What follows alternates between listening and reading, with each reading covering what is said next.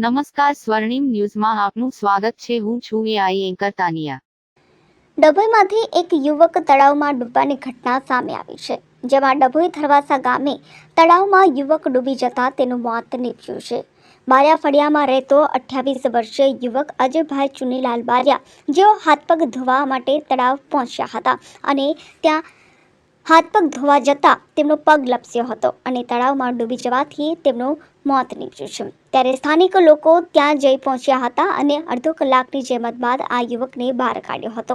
ઘટનાને પગલે ડભોઈ 108ને પણ બોલાવાઈ હતી, જેમાં ગામના લોકટોળા ઉમટી પડ્યા હતા અને સ્થાનિક યુવકો દ્વારા મૃતદેહ બહાર કઢાયો હતો.